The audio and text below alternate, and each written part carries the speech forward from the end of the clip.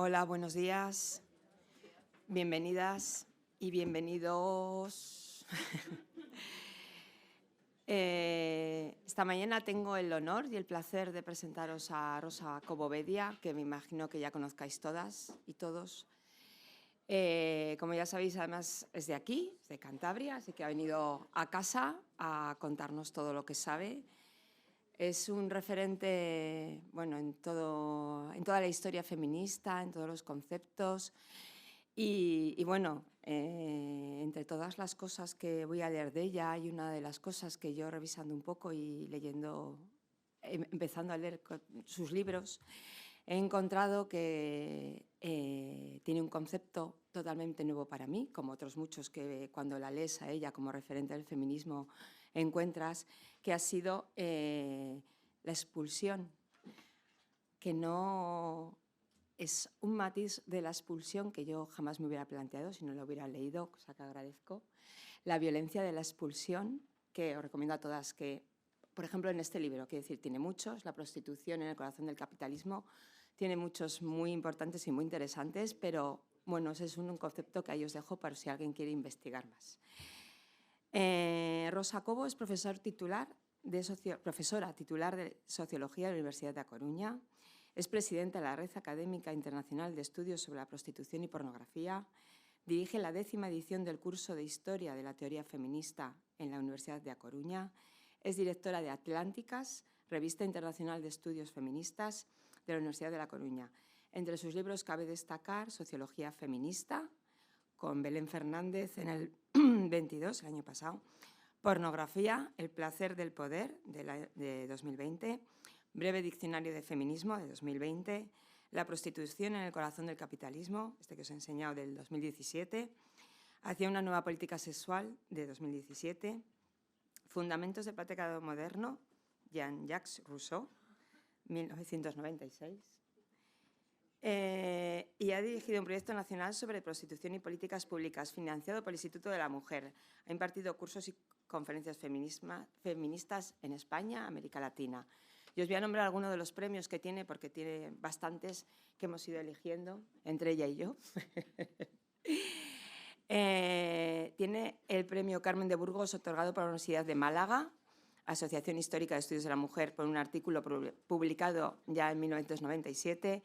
En 2017 ha recibido en su 5ª edición el premio a la Igualdad Ernestina Otero, del Consejo Municipal de Mujer del Ayuntamiento de Vigo. Ha recibido el premio del Club de las 25 en 2017 por su defensa de la perspectiva feminista en la vida académica y pública.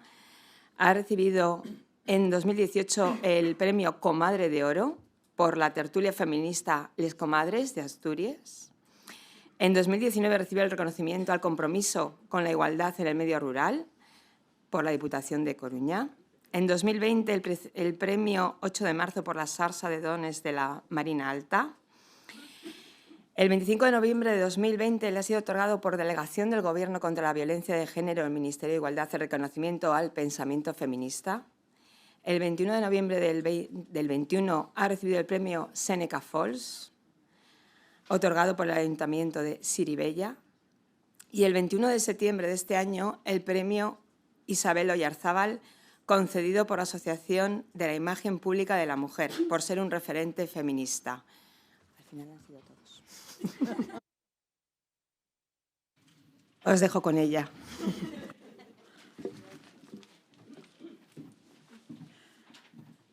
Buenos días. Bueno, primero de todo, muchísimas gracias, Beatriz, Carolina, por la presentación tan cariñosa. Muchísimas gracias al Ayuntamiento de Santander, a la Concejalía de Igualdad, a Lidia Herbello, por haber tenido la enorme amabilidad de invitarme a participar en unas jornadas como estas, en las que tengo compañeras tan magníficas como Tasia Aránguez o como Las Towanda. Bueno, muchísimas gracias a todas quienes habéis venido aquí en un día que a mí me parece que es desapacible, y aunque yo es verdad que soy de aquí, yo soy de Cantabria, pues la gente no considera que sea tan desapacible, pero a mí lo de no poder pasear porque tienes que estar todo el rato con el paraguas me perturba un poco, por decirlo de esta manera. Bueno, yo voy a hacer una reflexión sobre la prostitución. Voy a hacer una reflexión sobre la prostitución y quisiera acabar pues dando algunos argumentos que me parece que son importantes para que desechemos de una vez por todas un discurso que circula con una libertad extraordinaria, no con tanta circulan otros, por cierto, que concluye asegurando que la prostitución es un trabajo como lo es otro cualquiera. Entonces, yo quería comenzar diciendo que comencé a investigar sobre prostitución en el año 2013, que durante 2 años estuve leyendo muchísimo todo aquello que encontraba y después de hacer muchísimas búsquedas bibliográficas, y que a los 2 años, más o menos, bueno, en esos 2 primeros años hubo una cosa que me sorprendió muchísimo, y lo que me sorprendió fue los altos niveles de legitimidad que tenía la prostitución en sectores importantes de la opinión pública. Es decir, y os voy a poner un ejemplo, yo cogía un taxi y me decía, y hablábamos sobre prostitución, y me decía el taxista, la verdad es que si están de acuerdo, le parecía bien la prostitución, sí estaban de acuerdo las mujeres que estaban en prostitución. Este era un poco pues uno de los argumentos, ¿no? Bueno, esto no es un argumento, una de las ideas que más circulaban. Y yo me quedé muy preocupada al ver cómo sectores muy importantes de la opinión pública estaban de acuerdo con que la prostitución simplemente estaba bien. Fue justamente entonces cuando yo me puse a hacer trabajo ya empírico, donde me puse a hacer ya un trabajo más etnográfico, y fui a clubs y fui a pisos y a zonas de calle en las que había prostitución, en lugares que eran muy distintos, y la realidad del asunto es que en todos ellos vi lo mismo. Salvando el marco, salvando algunas circunstancias, pero el fenómeno en realidad se replicaba en cada uno de los lugares a los que iba. Cuando yo tomé conciencia de los niveles tan altos de legitimación que tenía la prostitución, yo comencé a pensar que de dónde surgía eso. Porque el caso de España es un caso muy especial, porque en España la prostitución no es legal, la prostitución tampoco es ilegal, vive en una especie de limbo, que es por otra parte el limbo que le conviene al proxenetismo, porque es la solución que ellos dicen que prefieren, aunque argumentan que estaría muy, muy, muy bien la regulación de la prostitución, pero en realidad se sienten como pez en el agua en esta situación de alegalidad, donde no tienen que dar ningún tipo de... donde no se encuentran, ¿no?, con ningún problema legal. Cuando yo me preguntaba por ese nivel tan alto de legitimación que tenía la prostitución, que hoy es muchísimo menos, encontré una razón que yo os quería explicar, y es una razón de orden cultural.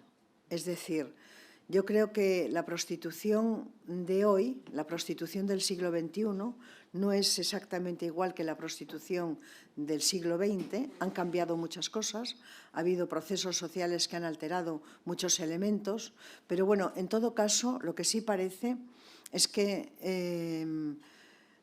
la cultura, por decirlo de esta manera, juega un papel muy importante en la legitimación de la prostitución. Primero explicaré o primero contextualizaré un poco el fenómeno de la prostitución, diciendo que la prostitución antes, en la época de Franco, en la época de la dictadura, era un fenómeno social bastante pequeño, un fenómeno social bastante reducido, que no tenía ningún impacto económico, pero que, sin embargo, pues nos han llegado a través del cine y a través de la literatura, nos han poblado de imágenes el imaginario colectivo.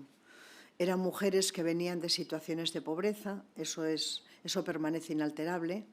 Eran mujeres que estaban marcadas por algún tipo de por mecanismos muy poderosísimos de control social, porque habían tenido algunos episodios en su vida, como por ejemplo tener hijos estando solteras. Habían tenido episodios que las habían colocado en un lugar, que habían sido expulsadas de la familia y que las habían colocado en un lugar de marginación. Eso es lo que ha cambiado completamente. Eran casas de citas donde iban las fuerzas vivas masculinas del pueblo o de la ciudad y donde muchos chicos pues se iniciaban en la prostitución, y había muchas veces que se iniciaban un poco de la mano de sus propios padres, que los llevaban a estos sitios. De modo que esto lo cuento porque lo que quiero que veamos es que ha cambiado de una forma significativa la percepción que se tiene sobre la prostitución hoy en el siglo XXI.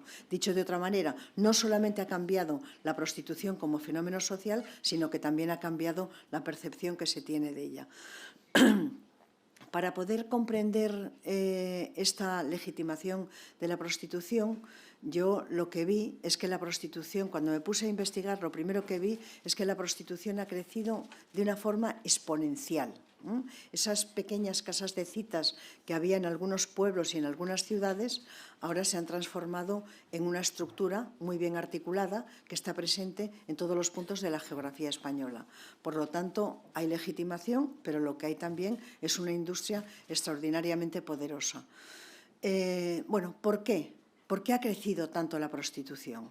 ¿Por qué ha crecido tanto y por qué se ha normalizado tanto? Bueno, dos elementos para contextualizarla. Primero, la prostitución ha crecido en la intersección de dos procesos que fueron enormemente importantes. El primer proceso fue la reestructuración del capitalismo, que significa más o menos que el capitalismo ha padecido una mutación desde aquel capitalismo de bienestar de los años 60 al capitalismo neoliberal que va a comenzar a partir de los años 70 y que se va a consolidar ya inequívocamente en los años 80. El capitalismo, luego lo explicaré, va a ser un elemento clave en la nueva configuración de la prostitución del siglo XXI. Pero eso lo explicaré en la segunda parte. Pero después va a haber otro proceso que va a ser muy, muy importante, y es que en los años 70 va a tener lugar una explosión de la tercera ola feminista, del movimiento del feminismo radical, fundamentalmente, no solo, pero del feminismo radical, que va a cambiar la imagen de las mujeres. Y muchas mujeres van a conseguir derechos en distintas partes del mundo. Fundamentalmente va a ser en el continente de América Latina, de América del Norte y de América del Sur, y en Europa. Y esto va a pillar a muchos varones con el pie cambiado y van a iniciar un proceso muy fuerte de reacción patriarcal.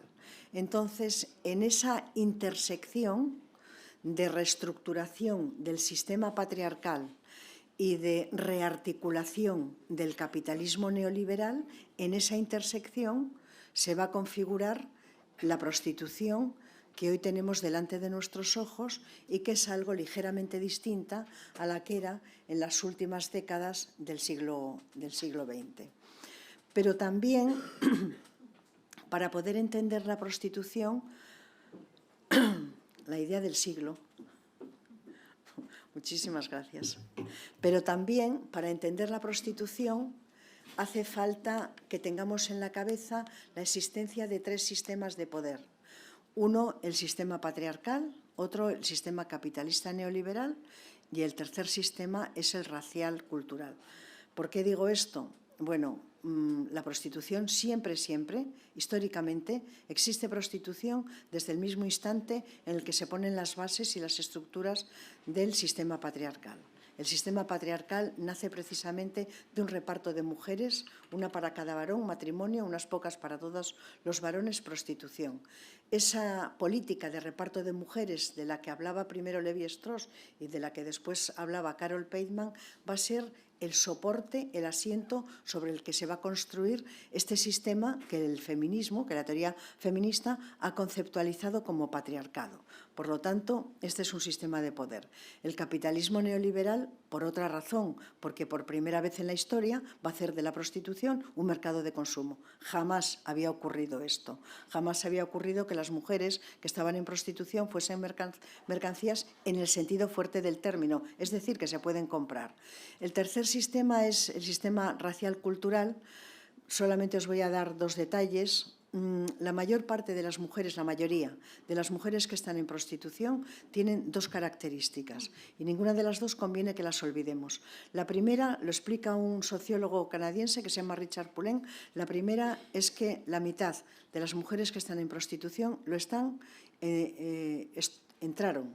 fueron empujadas a la prostitución antes de que tuviesen 18 años.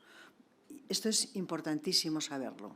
Esta idea de que las mujeres llegan a la prostitución después de haber hecho una elección muy racional y muy calculada de lo que más les conviene o de lo que menos les conviene, es una idea que a poco que se profundice en la prostitución se desactiva de una manera inmediata. Segunda cuestión que es muy importante, la mayoría de las mujeres que están en prostitución vienen de culturas que primero ha inferiorizado Occidente, pero que en segundo lugar ha inferiorizado las élites culturales, políticas y económicas de sus países, que no eran élites, por supuesto, que no eran élites que perteneciesen a los pueblos originarios, sino que eran élites mestizas. Por lo tanto, imposible, a poco que vayamos a cualquier burdel, enseguida nos vamos a encontrar con una realidad. Todas las mujeres que están en prostitución, no todas, pero sí la mayoría, todas son mujeres que vienen de Brasil, que vienen de Colombia, que vienen de Ucrania, que vienen de países mayoritariamente, por otra parte, y digo mayoritariamente, de países que fueron colonizados por España, por cierto, y de esas culturas originarias. Esto es importante, es muy importante saberlo. De tantas mujeres con las que yo he tenido contacto, que cada vez tengo más, por otra parte, porque cuando una entra en un mundo, ese mundo ya acaba formando parte del mundo propio, ¿no? Muchas de las mujeres que están en prostitución, como muchas de las mujeres, por otra parte, que están en el servicio doméstico, no tienen un gran manejo del español y permanentemente introducen palabras de las lenguas en las que ellas se educaron. Entonces, sin tener en consideración el elemento racial y el elemento cultural, no podríamos dar cuenta sociológica de lo que es la prostitución hoy en los países del norte. Otra cosa es lo que pasa en otros países, como puede ser Birmania, como puede ser Camboya o como puede ser Colombia. En Colombia sí veremos, y en Bolivia sí veremos, como la mayor parte de las mujeres que están en prostitución vienen de pueblos originarios de esos mismos países. Bueno, esto era un poco solo para contextualizarlo, pero esto me lleva directamente a otra idea, y es que hubo un viejo canon de la prostitución. Ese viejo canon de la prostitución era hasta los años 70, hasta los años 80, donde la prostitución, y esa era su principal característica, no tenía ningún impacto económico. Ese viejo canon de la prostitución estaba compuesto por un conjunto de pequeños negocios, que podríamos decir que eran negocios artesanales, que no tenían impacto económico. Y yo quiero, como tenemos tiempo, y como a mí me gusta tanto hablar, porque la gente que damos clase tenemos ese problema que nos gusta mucho hablar, bueno, pues yo quería contaros alguna cosa. Hay un libro que yo recomiendo muchísimo, que lo ha escrito una mujer que estuvo en prostitución, que después se salió, que se llama Marta Elisa de León. El libro se llama Las ocultas y yo lo leí pues casi cuando empecé a trabajar sobre prostitución. Leí ese libro y hay cosas que una no puede olvidar nunca. Lo leí un invierno y lo leí en el sofá de mi salón, con unos días que no eran nada claros, y fue la primera vez que yo leí el testimonio inteligente, muy bien argumentado, extraordinariamente doloroso, de una mujer que había estado 10 años en prostitución. Marta Elisa de León no es su nombre, es un nombre supuesto, ¿no? Ella no quiso dar su nombre, ella es de Barcelona y además vive por aquella zona. Y yo recuerdo que cuando leí ese libro, que fue, como os digo, mi primer contacto, yo pensé, después de haberlo leído, nunca más volveré a ser la misma después de haber leído este libro. La verdad es que las experiencias pasan por encima de nosotras y luego siempre una no puede dejar de ser quien es, y ese libro tuvo una enorme influencia en mi manera de comprender, ¿no? De comprender el dolor de las mujeres que están en prostitución, pero luego sí que volví a ser la misma. Evidentemente no pude dejar de ser quien era, pero fue un libro muy importante. Y es ella la que me hizo comprender que había un viejo canon y un nuevo canon de la prostitución, porque ella está en prostitución en ese momento de transición, en el que la vieja prostitución está desapareciendo y la nueva está naciendo. Y fue a través de este libro en el que yo me di cuenta que había dos cánones diferentes, ¿no? Dos maneras distintas de articularse la prostitución. Bueno, esa prostitución es el pasado. No sé si es el pasado en todas las partes del mundo, pero yo creo que sí que es el pasado en todas las partes del mundo, porque lo que le diferencia al viejo canon del nuevo es que en el nuevo ha entrado de lleno, se ha inscrito la prostitución en un mercado. Y esto es lo que no había ocurrido nunca. En ese viejo canon había mujeres que estaban mandadas, por decirlo así, por una mami que tenía con ellas una relación, las mamis siguen existiendo ahora, por supuesto, pero que tenían con ellas quizá una relación un poco maternal. Ahora la relación maternal es bastante inexistente, es una relación de otro cariz. Ahora las mujeres que están en prostitución necesitan tener una relación estrecha con la mami, porque eso significa que les pasen los puteros que son más humanos. Si es que un putero pudiese ser humano, que yo ya lo niego categóricamente, pero que lo digo solamente para que podamos entendernos. Esto que os he contado más o menos sería la introducción. Y ahora quiero pasar a explicaros por qué, en realidad, la prostitución ha llegado a tener unos niveles muy altos de normalización social. Y por qué yo me encuentro con taxistas, entre otros, y me dicen, pero no solamente con taxistas, sino con gente de mi propio entorno, varones que yo pienso que son normales, y me dicen, si ellas quieren, como si ellos no supiesen, en realidad, porque hay una parte de ellos por dentro que sí saben que ellas no lo quieren. Para poder comprender esta explicación, para poder comprender esta dimensión cultural de la prostitución, yo lo que quiero demostrar es, como dice Sheila Jeffries, que para que la prostitución se normalice se ha tenido que crear previamente lo que ella denomina una cultura de la prostitución. Pero para poder comprender esto, si me permitís, hay que volver la vista atrás, un poco, no muy atrás, pero hay que volver la vista a mayo del 68. Hay que volver la vista a ese fenómeno social que tuvo lugar en mayo del 68 y que se llamó la Nueva Izquierda. La Nueva Izquierda fue extraordinariamente importante porque la Nueva Izquierda fue un tipo de izquierda que reaccionó muy críticamente, aunque os parezca que esto no tiene nada que ver con lo que os voy a contar, tiene muchísimo que ver. Solamente hay que esperar 3 minutos. Y en 3 minutos... Claro, porque ponerse así a hablar como de la nueva izquierda, la gente puede pensar, bueno, ¿y esto qué tiene que ver? Tiene que ver muchísimo. La nueva izquierda que se forma va a hacerlo de una forma muy crítica contra la vieja izquierda comunista y la vieja izquierda socialdemócrata. ¿Y por qué van a tener una posición muy crítica? Por una razón fundamental, porque les van a criticar que no sean capaces de consolidar los cambios sociales, políticos y económicos que esa nueva izquierda ha puesto en pie. Entonces, la nueva izquierda considerará que la dificultad de la consolidación de los nuevos cambios sociales que ha puesto en pie esa vieja izquierda necesitan un fuerte componente cultural, Por eso, mayo del 68 va a ser una revolución que va a tener un nervio fuertemente contracultural. Ellos que estaban, y digo ellos, no digo ellos en neutro, digo ellos porque fueron los jóvenes melenudos de ojos azules y de pelos largos desaliñados los que pusieron en pie la nueva izquierda, y fueron ellos quienes dirigieron ese movimiento, porque fue en el año 66 cuando las feministas tuvieron que irse, tuvieron que marcharse de esa nueva izquierda porque veían que la nueva izquierda no tenía la capacidad de representar los derechos de las mujeres. Y 2 años antes se fueron los negros acusándoles también de paternalismo por tampoco dar cuenta de aquellas reivindicaciones que los negros pusieron en pie.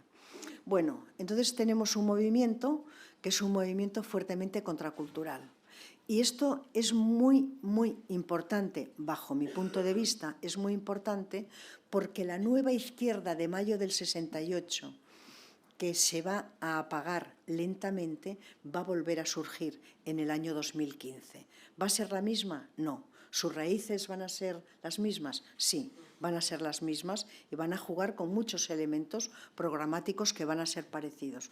Comprender este proceso es enormemente importante porque esto no nos va a permitir comprender solamente la prostitución, sino que nos va a proporcionar argumentos para comprender otros muchos procesos que están muy vinculados a todo esto.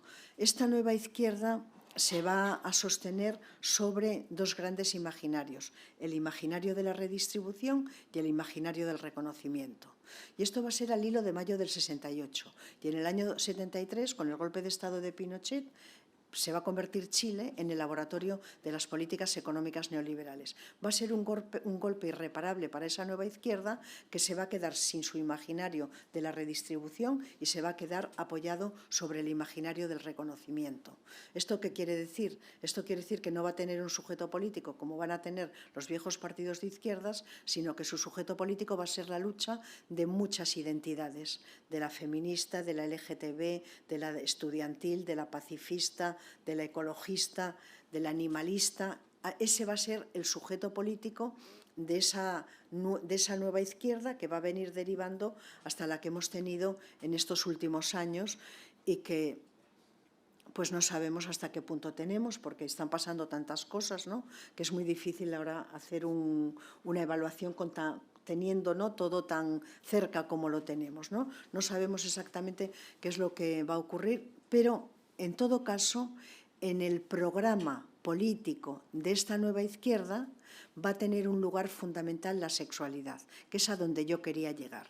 Y la va a tener no por la vía de la redistribución, lógicamente, sino por la vía del reconocimiento. La sexualidad va a ser concebida por la nueva izquierda como una fuerza y como una energía enormemente liberadora que va a tener la capacidad de desactivar estructuras opresivas que estaban presentes en el propio sistema. Esa va a ser una idea, a mi juicio, extraordinariamente equivocada, a mi juicio no solamente equivocada, porque equivocarnos nos equivocamos mucho, loca, diría yo, aunque no es un término nada académico, pero es una idea bastante loca, que efectivamente no tuvo ningún resultado, que los resultados que tuvo fueron todos muy malos, por cierto, pero es esa idea de la sexualidad nos va a liberar, y una sexualidad, si la trabajamos full time, va a poder destruir todo, ¿no?, desde las fábricas hasta cualquier otra cosa, ¿no? Eso es lo que ellos sostenían y argumentaban una y otra vez.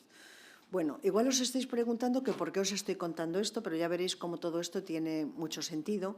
Y tiene muchísimo sentido porque al colocar en el eje de su proyecto político la idea de la sexualidad, nos tenemos que hacer la pregunta de cuál es el concepto de sexualidad que tenía la nueva izquierda.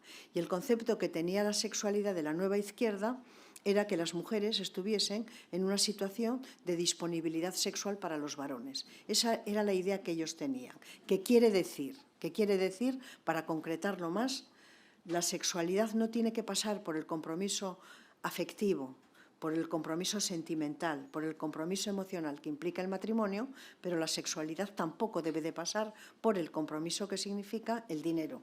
Por lo tanto, ni matrimonio ni prostitución. Y a mí me vais a perdonar que utilice una expresión que es enormemente vulgar, pero que, bueno, nos va a venir bien ellos tenían una concepción de la sexualidad de aquí te pillo, aquí te mato, presumiendo que las mujeres, su situación de disponibilidad para ellas iba a ser lo natural, lo que ellas querían, lo que estaban esperando. ¿Cuál sería la sorpresa de mayo del 68 cuando las feministas radicales les contestaron y les dijeron que no tenían ningún interés en su concepción de la sexualidad? Que ellas lo que querían era una sexualidad distinta, una sexualidad negociada, una sexualidad compartida, una sexualidad que fuese mutuamente gratificante para ambas partes, pero también una sexualidad vivida en la intimidad. Fue un desacuerdo completo entre la nueva izquierda y las mujeres feministas que se fueron inmediatamente y que pusieron las primeras bases de ese feminismo radical que 2 años después se convirtió por segunda vez en la historia, por cierto, en un enorme movimiento de masas. Quizá no tan gordo como el que acabamos de vivir en España en estos últimos años, pero sí en un movimiento de masas. Si os seguís preguntando que por qué os estoy contando todo esto, pues la respuesta quizá esté en una socióloga judía que se llama Eva Illouz, que explica que a partir de ese momento, poco a poco, cada vez de una manera progresiva, se va a crear en España, pero no solamente en España, se va, por supuesto en Estados Unidos, en otros muchos países del mundo, se va a crear lo que ella denomina la cultura de la abundancia sexual.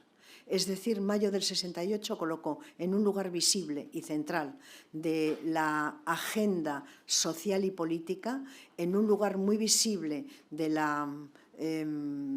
lo que podríamos decir el imaginario colectivo, colocó la sexualidad. Y para que esa idea pudiese seguir desarrollándose, para que esa idea pudiese seguir creciendo, pues tenía que crecer a su alrededor muchas cosas. ¿Cómo puedo yo demostrar y convenceros, si es que no lo estuvieseis, que también sería muy razonable, que ocurrió esto? ¿Cómo es posible? Bueno, esta abundancia sexual, esta propuesta a la conciencia de su época que colocó la nueva izquierda de la sexualidad, la podemos ver en muchos fenómenos sociales. Y todos los fenómenos sociales, todos juntos, han dado lugar a unos procesos intensísimos, muy profundos, muy hondamente anclados en las estructuras simbólicas de la sociedad, de lo que podríamos denominar una sexualización extrema. Entonces, si miramos la industria de la moda, si miramos la industria del calzado, si miramos el canon de belleza, si miramos la industria de la cirugía estética, si miramos la publicidad, si miramos una grandísima parte de las industrias culturales, vemos que están exportando permanentemente imágenes de mujeres que no son definidas ni por lo que sienten, ni por lo que desean, ni por la racionalidad que tienen, sino que son definidas fundamentalmente como sexualidad. A esto es a lo que denomina Eva Illouz la cultura de la abundancia sexual, un momento histórico en el que la sexualidad parece que es esa cosa un poco indefinida que puede romper el propio sistema. Esa es la idea. Claro, quienes sostienen que la sexualidad podría romper el sistema, lo que no saben es que la sexualidad, desde este punto de vista, está apuntalando el sistema, que es otra cosa distinta. Pero bueno, esto sería ya materia un poco quizá para la discusión. Estos procesos intensos de sexualización de lo femenino son la condición de posibilidad de la creación de lo que Jeffreys denomina una cultura de la prostitución. Sin esta cultura de la prostitución, sin esta asignación de sobrecarga de sexualidad a las mujeres, no podríamos tener no se habría podido producir esta normalización de la prostitución, porque la prostitución, en muy buena medida, se asienta y se legitima en esta cultura de sexualización extrema de las mujeres, de sexualización de lo femenino. Por lo tanto, si la prostitución tiene unas dosis altas de legitimidad, esto fundamentalmente tiene que ver con esta cultura de la prostitución, tiene que ver con que las estructuras culturales de nuestro país, de nuestra sociedad, de otros muchos países, cobijan, proporcionan un lugar privilegiado a esta cultura de sexualización de lo femenino. Entonces, esta sería la primera razón por la cual la prostitución, ahora muchísimo menos, pero hace 10 años muchísimo más, por la cual la prostitución pues gozaba de un estatus de enorme normalidad. Hoy no goza de normalidad, pues también goza de normalidad. Algunos de mis alumnos terminan su máster y se van a celebrarlo a un club. Muchos empresarios firman un contrato y les llevan chicas a las habitaciones y a las suites de sus hoteles. Despedidas de soltero, acaban en la casa del amigo que tiene la casa más grande y allí también, pues en función del dinero que tengan, va una chica, van 2 chicas. En ese sentido, claro que está normalizado. Lo que creo que ha ocurrido debido a que hemos trabajado mucho desde el abolicionismo y a otros factores que después diré, es que quizá ahora no se dice con el mismo orgullo y con la misma normalidad me voy de putas. Esto es lo que quizá ha cambiado en esta última década. Sigue existiendo mucho, muchísimo, pero hay muchos hombres que no quieren confesarlo. Y no quieren confesarlo porque hay una crítica social. Bueno, esta sería la primera razón. La primera razón por la cual no es que haya crecido la prostitución, pero es la primera razón, creo, o es una razón muy importante por la cual la prostitución ha encontrado el material que le ha permitido su normalización. Después viene la segunda razón, y la segunda razón es de orden económico. La segunda razón tiene que ver con esta mutación que ha experimentado el capitalismo y que se ha convertido en un capitalismo neoliberal. Mirad, todo comienza en la década de los años 70. Dice, de los años 70 y de los años 80. Hay una socióloga muy importante a la que le dieron el premio Príncipe de Asturias, que a mí me gusta muchísimo, que se llama Saskia Sassen, y dice con muy buen criterio, todo lo malo empezó en los años 80. Y yo creo que no puede tener más razón. Tú miras a Europa y está Margaret Thatcher, mira a Estados Unidos, está Ronald Reagan. El comienzo de las maquilas está ahí. Es decir, hay todo lo malo, efectivamente, en algunos términos, ¿no? Porque había muchas cosas malas antes y muchas cosas malas que vendrán y también muchas cosas buenas, ¿no? Es una manera un poco metafórica de decir. Bueno, en los años 70 va a haber un golpe de Estado en Chile, un golpe de Estado que, como sabéis, va a dar Pinochet, y ese golpe de Estado va a dar lugar a que Chile se convierta en el gran laboratorio de las primeras políticas económicas neoliberales. A partir de ahí va a haber otro golpe de Estado 2 años después en Argentina. Hay una película maravillosa que se llama 1985.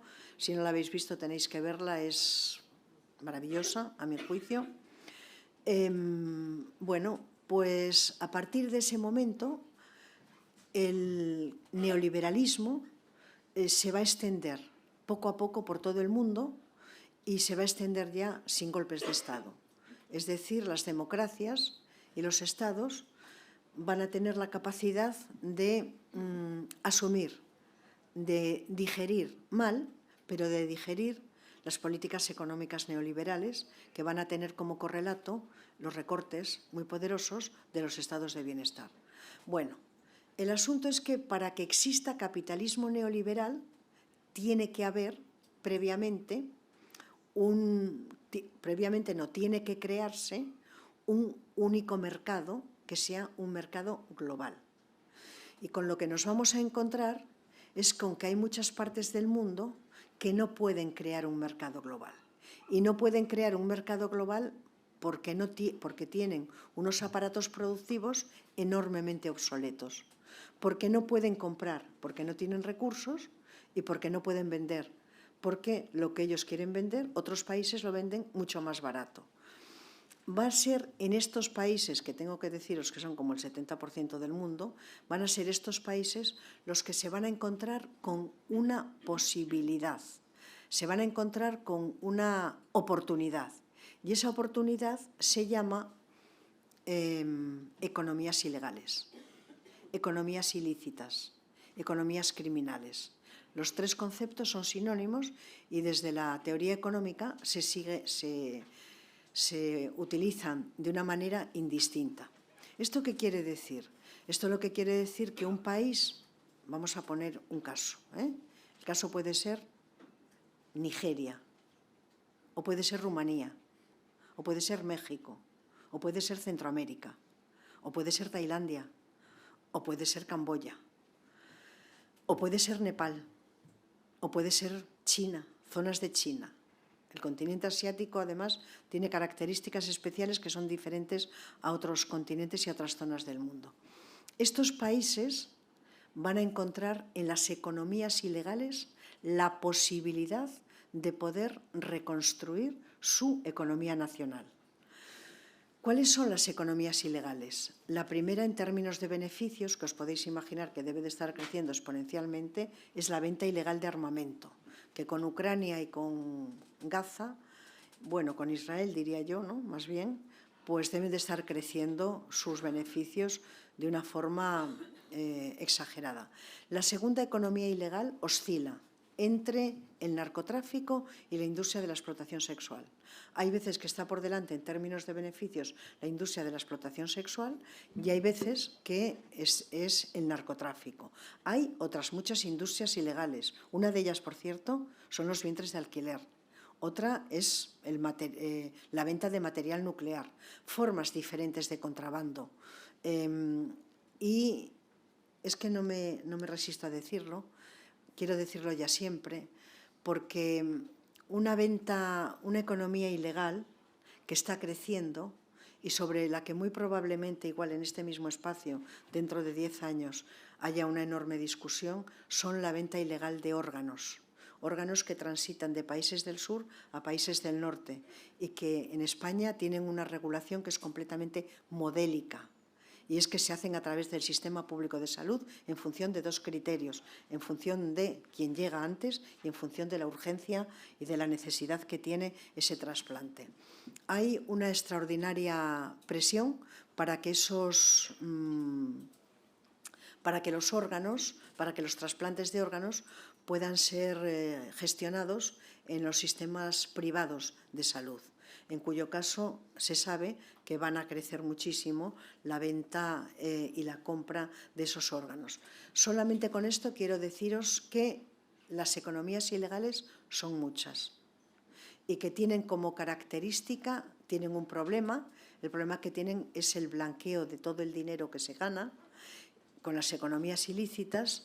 Solamente quiero deciros, me parece que es importante, que las economías ilícitas y la economía legal son dos economías que están separadas, pero hay un punto en el que esas economías se unen. El punto en el que se unen el capital financiero y el capital ilegal es en el blanqueo de dinero. El blanqueo de dinero es lo que vincula a ambas economías. Por eso, en países como, por ejemplo, países latinoamericanos y países del sudeste asiático, han surgido una realidad nueva que antes no existía, que se llama microbancos. Los microbancos están ahí para blanquear el dinero, como también lo está, por otra parte, los casinos y como hay muchas empresas. Cuando vas y empresas y restaurantes y tiendas, yo ya que tengo desdichadamente este marco, ¿no?, que me permite ver, ¿no?, cuando voy a un restaurante y no tienen, o tienen estropeada, ¿no?, la máquina ¿no?, para meter las tarjetas, y vas una vez y dices no pasa nada, y vas dos y dices ha sido una casualidad. Cuando siempre ocurre, yo siempre digo, esto es que están blanqueando dinero. No sé si lo estarán blanqueando o no, pero yo no puedo mirar la vida ya de otra manera, después de haber visto tanto blanqueo de dinero, tanta economía ilegal. Pero bueno, hay una red extraordinaria, esto lo explica muy bien Lidia Cacho, hay una red extraordinaria de negocios que tienen como objetivo blanquear el dinero. Bueno, en todo caso, volvemos otra vez, cierro este inciso, y volvemos otra vez a las economías ilegales y a comprender que una de esas economías ilegales muy poderosa es la industria de la explotación sexual. Ahora, la idea es esta: ¿cómo se puede articular una economía ilegal para un país como, por ejemplo, y lo digo como por ejemplo porque lo tenemos muy cerquita, como por ejemplo Rumanía? Lo tenemos en Europa, la distancia es bastante pequeña. Esta socióloga de la que os hablaba, Saskia Sassen, tiene un concepto que ella no lo aplica. Ella lo aplica a economías ilegales como el narcotráfico, pero que ella quizá no tiene en la cabeza la industria de la explotación sexual, o no la tiene de la manera que la tenemos quienes trabajamos en esto. Ella pone un concepto, acuña un concepto que es el de circuitos semi-institucionalizados. Por los circuitos semi-institucionalizados son exportadas las mujeres para la explotación sexual. Ahora, ¿en qué consisten estos circuitos? Bueno, lo primero deciros que un circuito por el que se exportan a las mujeres para la explotación sexual es el mismo circuito por el que se exportan drogas, es el mismo por el que transitan los órganos, es el mismo por el que transita el material nuclear y es el mismo por el que transitan las armas. Todas las economías ilegales transitan por un mismo circuito. Un país no se puede permitir el lujo de hacer varios circuitos, porque articular un circuito cuesta muchísimo, muchísimo, muchísimo dinero. ¿Qué es un circuito? Os voy a poner dos ejemplos. El primer ejemplo lo pongo siempre porque aparece en muchos libros de economía. El primer circuito es el de Filipinas. No, o sea, no es el primero. Bueno, es de los primeros, por cierto. Pero quiero poner este ejemplo porque es importantísimo. En Filipinas había un dictador, ese dictador se llamaba Marcos y legalizó las agencias de matrimonio por poderes y legalizó los catálogos de novias para mujeres que iban a ser exportadas para Japón. Por supuesto que nada tiene que ver con matrimonios por poderes y, por supuesto, nada tiene que ver con parejas ni con novias. Eran sofisticadísimos mecanismos migratorios para que mujeres que eran exportadas para la explotación sexual y para el trabajo doméstico pudiesen entrar sin ningún tipo de dificultad a Japón y a otros países limítrofes, también a Estados Unidos. Este era el mecanismo que utilizaban, ¿no? Bueno, quiero deciros que esto es un circuito semi-institucionalizado donde está conectado el país de origen con el país de destino. Ese circuito está lleno de mercenarios que en fronteras y en lugares especiales lo que hacen es establecer la complicidad con las élites económicas, con las élites políticas, con operarios de justicia, con personas que están en el ejército, con personas que están en la policía. Es decir, se apoderan de parte del Estado para que el Estado no solamente tolere, sino que facilite la exportación de armas, de drogas o la exportación de mujeres para la explotación sexual. Esto es, en el caso de la exportación de mujeres para la explotación sexual, pues están los lover boys, están distintos tipos de captadores, es decir, hay pandillas que se dedican a… Esto lo explica extraordinariamente bien Amelia Tiganus en su libro, grupos de chicos que pueden violar a una chica y después hacerla comprender que es muchísimo mejor que en lugar de tener que aguantar violaciones, pues que acepte que le paguen, ¿no? Y después las convencen de que van a ir a un país y que van a poder volver a su pueblo, en este caso a Galati, que van a poder volver pues con un coche, que van a poder comprarse una casa, porque en prostitución, como dirán estos sinvergüenzas, que son unos criminales indudablemente, las convencen de que van a ganar muchísimo dinero. Y ellas, ¿cómo van a dudar? Que teniendo 18 años, que teniendo un cuerpo estupendo, que siendo unas mujeres con tantísima energía, ¿cómo van a poder dudar de que van a poder hacer dinero y de que ellas van a decir hasta aquí hemos llegado, hasta aquí entramos, aquí lo dejamos, esto sí, esto no? Esto es completamente falso, jamás es así, pero en todo caso funcionan este tipo de argumentos. Por supuesto que estos captadores y estos lover boys van siempre a familias que están desestructuradas, familias que viven situaciones crónicas de pobreza, familias que tienen necesidades porque están viviendo en una sociedad de consumo en la que no eres nadie si no tienes un plasma muy grande en el que puedas ver la tele. Bueno, os podría poner millones de ejemplos de esto. Este sería un circuito de Filipinas a Japón. Os voy a poner un segundo, porque el segundo, que es muy breve, nos va a dar muchas claves para poder comprender más cosas. Aquellas mujeres que cogían a sus niños y a sus niñas en países de Centroamérica y que se subían a esas camionetas, a los coyotes, con la enorme ilusión de pensar que iban a poder cruzar la frontera a Estados Unidos y que allí iban a encontrar una vida mejor. No quiero decir que todas las mujeres que se subían a estos coyotes y que se siguen subiendo sean mujeres que tuviesen en la cabeza la idea de prostitución. Por supuesto que no. Yo solamente estoy hablando de un circuito.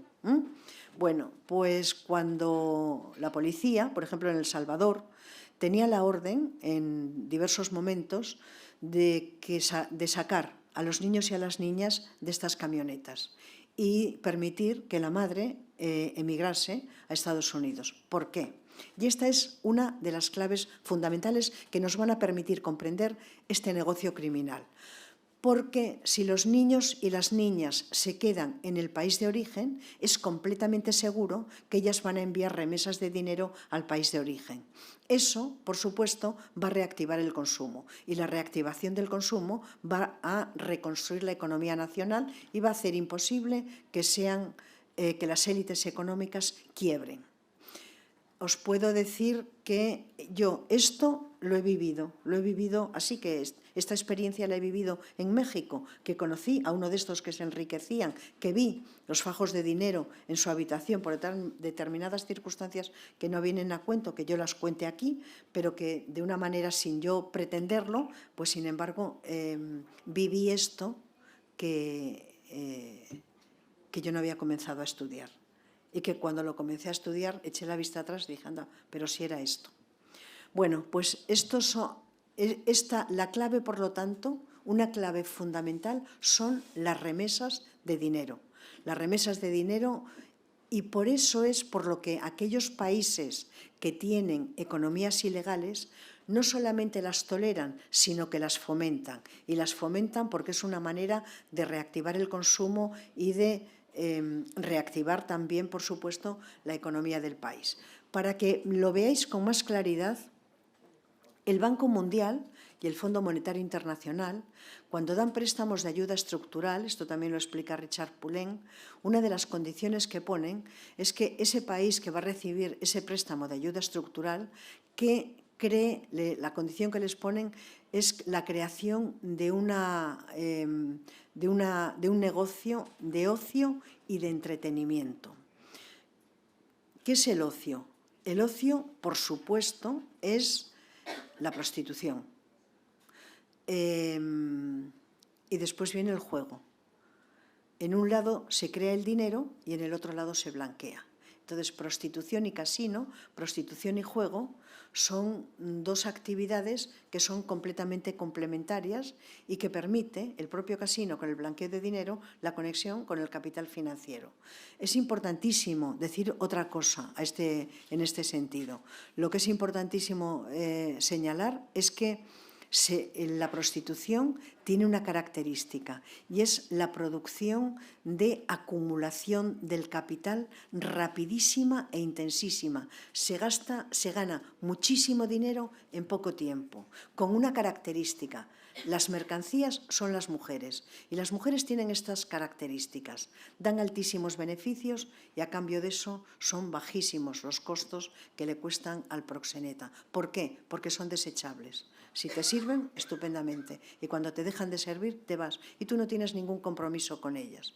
O sea, después de esto que os he explicado, yo hago una pregunta que de momento es retórica porque voy a hablar 10 minutos más. No quería hablar más de una hora porque yo espero que haya mucho debate y yo poder completar algunas otras cosas que tengo que decir. No me voy a poner soberbia y voy a decir que tengo muchas cosas que decir, pero alguna que otra sí.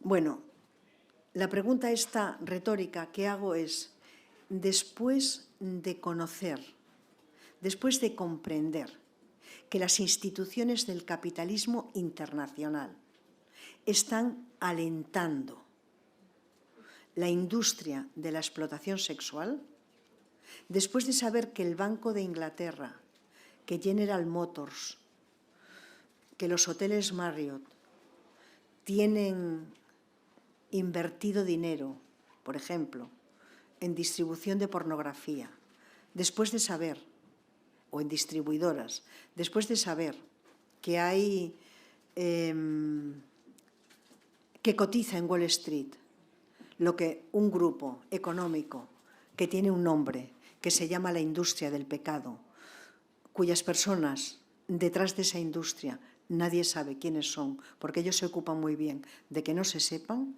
Después de todo esto, de verdad, podemos llegar a la conclusión de que la prostitución es una actividad libre, que un grupo de mujeres la eligen en un cálculo racional de lo que les puede venir mejor o peor.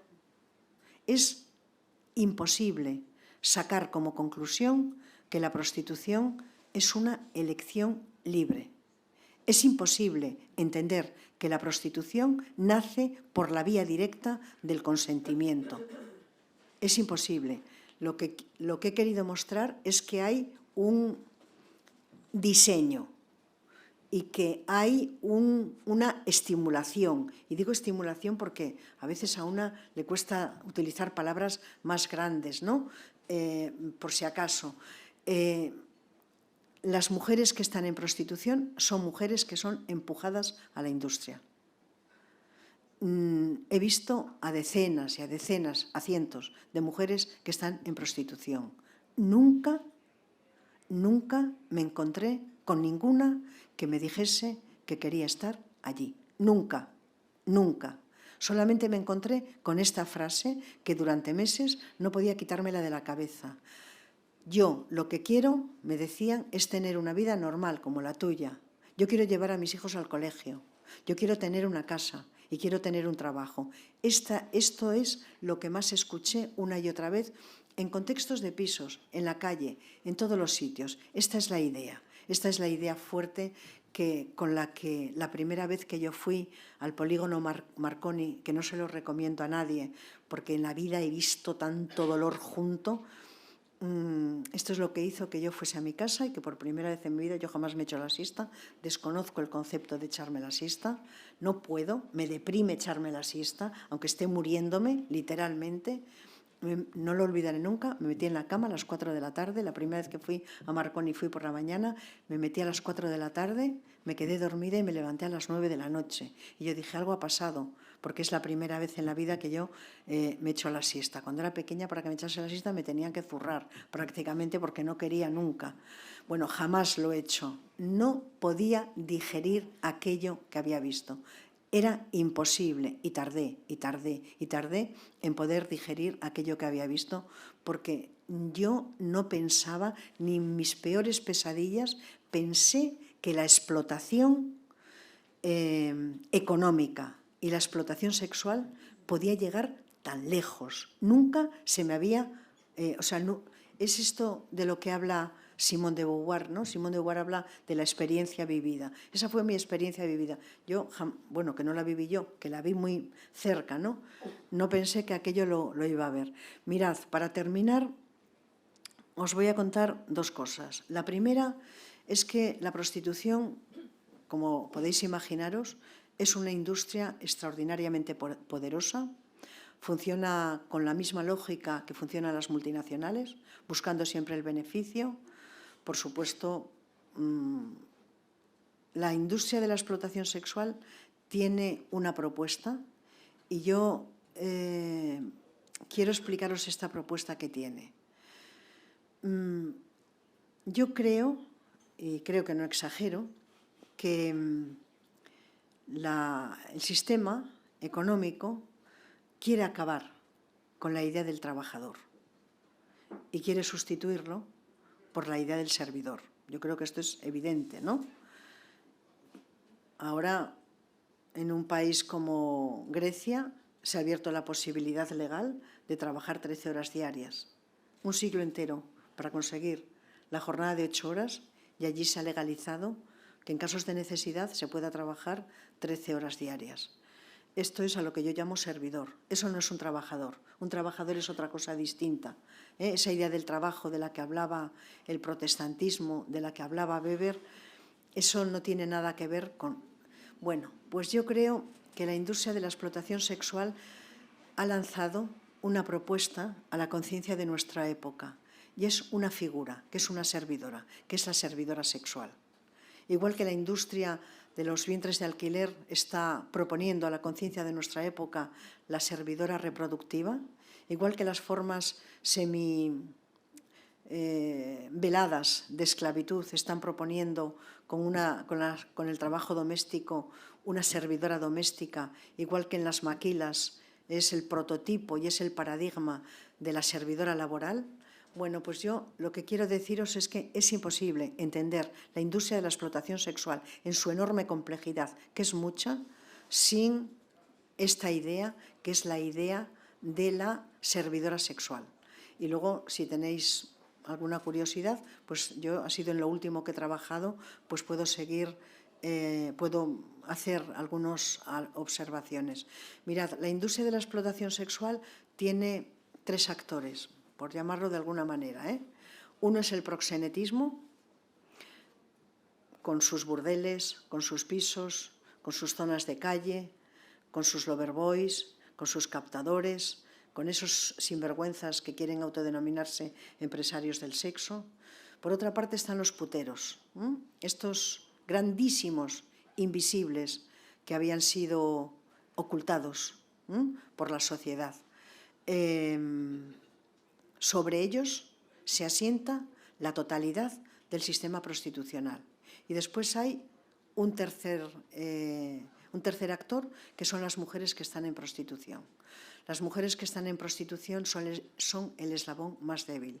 Tienen una tasa de vida muy inferior a la que tenemos las mujeres que trabajamos en otro tipo de... estamos en otras actividades, que tenemos trabajos de otro tipo, son mujeres extraordinariamente dañadas. Desde el punto de vista físico, los dolores son infinitos, y desde el punto de vista psicológico. Yo ahora, que porque la vida te lleva por donde tú ni siquiera elegiste ir, tengo relación permanente con lo que ha sido quizá una de las grandes novedades de la prostitución. Bueno, más que de la prostitución, del abolicionismo, de la perspectiva crítico-abolicionista, y es el surgimiento de un actor nuevo, que son las mujeres supervivientes de prostitución. Y yo, con extraordinaria preocupación, he llegado a la conclusión de que las mujeres que han pasado una vida entera en la prostitución son difícilmente recuperables. Pueden intentar llevar un simulacro de vida normal. Y me entendéis que yo digo normal siempre, la palabra normal nunca le quito las comillas, porque vamos, la palabra normal podrían ser tantísimas cosas, es el eslabón más débil. Ellas son mercancías, son personas a las que se las deshumaniza para poder ejercer violencia contra ellas. Porque tanto la pornografía como la prostitución son 2 modalidades extremas de violencia contra las mujeres. Y son 2 modalidades que vulneran los derechos humanos, desde abajo hasta arriba, desde la derecha hasta la izquierda y desde la izquierda hasta la derecha. Ahora, dicho esto, que voy a acabar de verdad, ahora quiero deciros que el proxenetismo sería el corazón de la industria. Ahora bien, si este gobierno que tenemos decidiese, junto con el PP, porque no hay otra alternativa, hacer políticas abolicionistas, no tendría que mirar solo al proxenetismo. Tendría que mirar a muchos actores económicos que viven alrededor del proxenetismo y que se alimentan del proxenetismo. Me estoy refiriendo a notarías, a bufetes de abogados, me estoy refiriendo a sectores de taxistas, me estoy refiriendo a distribuidoras de bebidas alcohólicas. ¿Qué ocurriría si las bebidas alcohólicas decidiesen que no iban a volver a estar en los burdeles y en los clubs? ¿Qué pasaría? No tendrían que beber o se iniciaría un nuevo tipo de contrabando, quizá otra economía ilegal. inimaginable el significado económico que está teniendo la prostitución en estos momentos sobre el mercado de alquiler y sobre la venta de pisos, sobre el mercado inmobiliario. Están comprando, no pisos, que también, están comprando edificios enteros con la enorme preocupación de que quizás se haga algún tipo de política abolicionista, que yo no creo que sea gran cosa, aunque sí espero que hagan algo, por cierto, ¿no? ¿Qué sería? De barcos, que igual os lo contó ayer, no lo sé, Lluís Ballester. ¿Qué sería de esos barcos en los que las chicas entran y se entran por el día o por la noche y no saben en qué país se van a despertar? Porque las aguas internacionales, donde no hay legislación, se está convirtiendo en un lugar fundamental de prostitución. Entonces, yo lo que quiero que veáis es cómo, si en un lugar como Marconi ponen una farmacia, esa farmacia sube exponencialmente sus beneficios. ¿Por qué? Porque las mujeres que están en prostitución son grandes demandantes de medicamentos de todo tipo, porque tienen dolores en el cuello, porque tienen dolores abdominales, porque tienen infecciones vaginales, porque tienen infecciones en la boca y porque reciben muchísimos golpes, por supuesto. Entonces, si no identificamos todos estos negocios, va a ser completamente imposible poder acabar, ya no digo acabar, sino erosionar fuertemente la industria de la explotación sexual. Y ahora sí que de verdad voy a acabar con algo, y digo que voy a acabar porque ahora, si os parece bien, podemos hacer un debate y yo aprovecho para algunas cosas que no he contado, contarlas a través del debate y que no tengáis que estar en esta posición. Pero antes quería contaros una cosa. Cuando yo estuve en pisos de prostitución china, estuve en pisos de prostitución de otros países, estuve en clubs por los que he pasado 1000 veces en mi vida, que jamás supe que eran clubs, por cierto, pensaba que eran bares normales. Estuve, por supuesto, en zonas distintas de la calle, en zonas de prostitución. Y yo no había visto nunca tanto dolor, tanto amargura. Es que a mí fue algo, en fin, fue algo que no esperaba tanto, ¿no? Esperaba mucho, pero no esperaba tanto. Y yo ya al final del libro que escribí de la prostitución en el corazón del capitalismo, quería buscar un concepto que me permitiese explicar aquello que yo había visto. Aquello que yo había visto y aquello que yo había sentido, que yo había visto en ellas, ¿no? Y lo encontré en ese concepto, en el concepto de expulsión que utiliza Saskia Sassen, cuando ella dice que el capitalismo de bienestar se caracterizaba por la incorporación de sectores de la población al aparato productivo. Es decir, cuando se llega en un momento en Europa casi, prácticamente, al pleno empleo.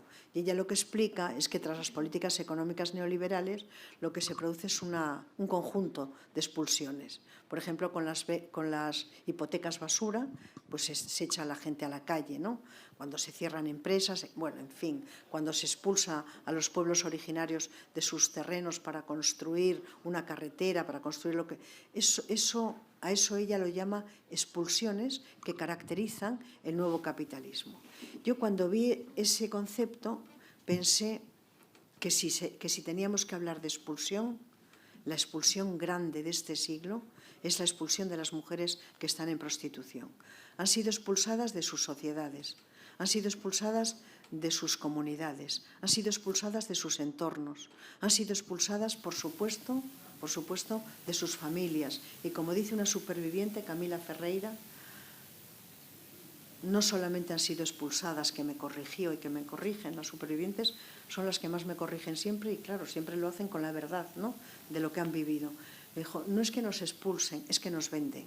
Me dijo un día, Rosita, no te olvides nunca, cuando vayas a hablar de prostitución, no te olvides nunca de hablar de las familias proxenetas. Después, siguiendo estudiando, sobre prostitución, claro que hay familias que son proxénetas y que venden a sus niñas cuando son crías, ¿no? Han sido expulsadas de sus familias o vendidas, han sido expulsadas hasta de sus propias expectativas de vida. Ninguna quería venir a lo que vino.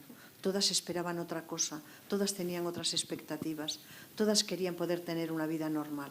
Bueno, yo creo dos cosas.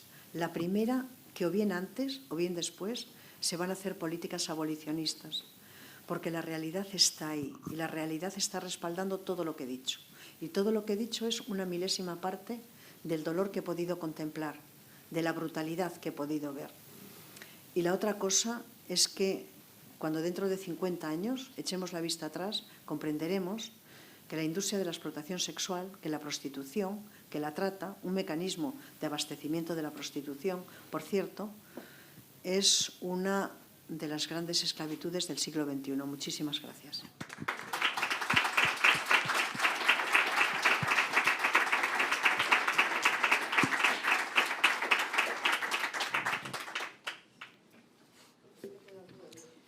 ¿Alguna pregunta?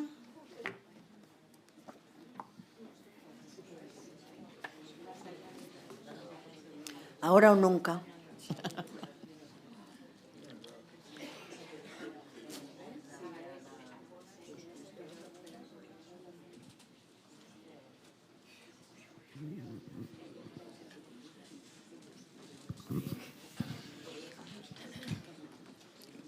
Bueno, lo primero, muchas gracias. Sí que te había leído y escuchado muchas veces, pero nunca en persona. Más que una pregunta, quizás una reflexión, por empezar un debate. Y es que sí que me parece fundamental todo lo que has contado y explicado, sobre todo para las personas que luego entramos a trabajar en estos contextos. ¿Por qué? Porque muchas veces te encuentras con profesionales que, claro, al final cada profesional tiene también su propia trayectoria, su propia manera de pensar y ha estudiado, pues depende de cada caso. Entonces, la manera en la que tú percibes lo que te encuentras tiene que estar basado en todo este conocimiento. Me parece que es fundamental porque si no muchas veces puedes llegar a conclusiones erróneas. A quizá estar interpretando una cosa o querer interpretar lo que estás viendo dentro del piso, lo que te cuenta la mujer, con lo que realmente hay detrás. Y tener la capacidad de analizarlo tiene que estar basada en todo esto. Simplemente era esa reflexión. Muchísimas gracias.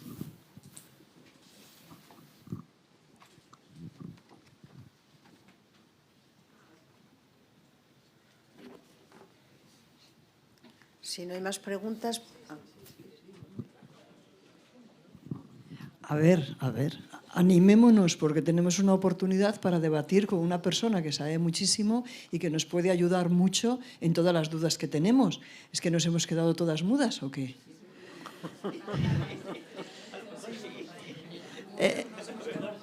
Rosa, muchísimas gracias por tu exposición y yo voy a hablar un poquito para ver si calentamos esto algo más.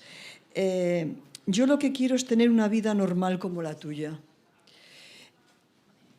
¿Qué dificultades vamos a tener para conseguir ofrecer a las mujeres que están en la prostitución culminar, alcanzar ese deseo? ¿No es ese uno de los primeros obstáculos que se tiene cuando se quiere combatir la prostitución y cuando se quieren llevar adelante políticas abolicionistas? Ver qué alternativa vital damos a estas mujeres. Y yo te preguntaría, en España, en nuestro contexto, ¿qué pasos podríamos dar? Y también, ¿qué argumentos, qué ideas nos das para tratar de llegar a algún tipo de acuerdo, algún tipo de camino común con aquella parte del feminismo que no se declara abolicionista y que se declara, por ejemplo, pro derechos, colocándonos a las abolicionistas en una posición como si estuviésemos en contra de eso. Bueno, es la pregunta del millón esta, porque no es tan fácil. Bueno, muchas gracias. Dos cosas que están relacionadas pero que son diferentes. La primera, yo Creo que hay regulacionistas de buena fe y regulacionistas de mala fe. Esto es así una clasificación que utilizo yo un poco para tratar de ver de qué manera, ¿no?, se puede responder. Yo me he encontrado, y os digo que me he encontrado porque yo alguna vez estuve cerca, con chicas jóvenes sobre todo.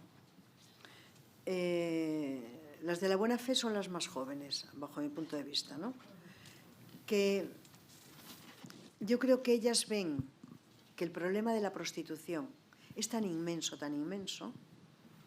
que creen que la única alternativa posible es la de humanizar las condiciones de vida de las mujeres que están en prostitución. A esto lo llamaría yo el regulacionismo de buena fe, y yo he discutido con algunas, con muy pocos argumentos, pero con una fe férrea en que tienen que tener un contrato, en que tienen... Cuando se regula la prostitución no hay contratos. Y si tú quieres humanizar las condiciones de vida de las mujeres que están en prostitución, es tan fácil hacer un contrato como una persona que trabaja en la industria del espectáculo o que trabaja de camarera. Por lo tanto, el problema no es ese. Y después está el regulacionismo de mala fe, que es la mayoría. El regulacionismo de mala fe tiene que ver con todos aquellos que obtienen beneficios, y los que obtienen beneficios es gente de diverso tipo. Son quienes obtienen beneficios económicos porque están en ese segundo círculo, los que están en el primer círculo, pero también los varones, muchos varones, que no podemos olvidar que España es un país que de cada 10 varones, 4 han acudido en algún momento de su vida a la prostitución. Estamos hablando del 40%, que España es un país muy putero. O sea, que esto no es una broma, que esto es una cosa grave. Ese es el regulacionismo de la mala fe. Los varones han sido socializados en la idea de que las mujeres tenemos nuestra situación en el mundo es la de la disponibilidad sexual. Y aunque algunos no acudan a la prostitución, ellos creen que es un derecho que tienen y lo blanquean de maneras que son muy diferentes. Entonces, a mí siempre me gusta hacer esta distinción entre este regulacionismo de buena fe. Yo a veces me encuentro algunas alumnas que cuando comenzamos el curso son regulacionistas, así como lo fui yo en la edad de la piedra, ¿no?, por decirlo así, y que cuando terminan el curso ya no son regulacionistas, porque yo me he encargado de explicarles todo esto de una manera o de otra. Y es imposible. Si alguien oye todos los argumentos, todos, y los puede verificar y sigue siendo regulacionista, entonces es que es una regulacionista de mala fe. Se han encargado 2 estudios en el Ayuntamiento de Ámsterdam para evaluar la prostitución en Ámsterdam. Los 2 estudios que se han encargado son francamente disuasorios y han visto 2 cosas. 1, no mejoran las condiciones de vida de las mujeres que están en prostitución. No hay cooperativas de mujeres que están en prostitución. De la misma forma que me explicaba ayer mi tía aquí, con muchísima pena, están quitando todas las tiendas pequeñas de Santander. Aquí lo que hay ya son grandes superficies. Bueno, pues por la misma razón no hay cooperativas de mujeres que están en prostitución en Ámsterdam, porque los peces grandes, que son los proxenetas, se encargan de que no las hayan, porque ellos quieren ser los dueños de la industria. La segunda cosa, que es algo que le ha preocupado muchísimo al Ayuntamiento de Ámsterdam. Está creciendo la criminalidad. Está creciendo la criminalidad porque una economía ilegal nunca existe sola.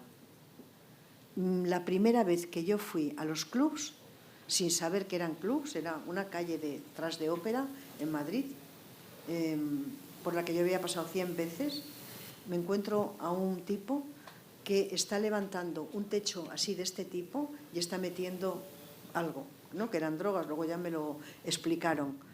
Por supuesto, para vendérselas a las chicas, para vendérselos a los puteros, ¿no?, que hay dentro de los clubs, que esta es otra cosa, ¿no?, sobre la que merece la pena reflexionar.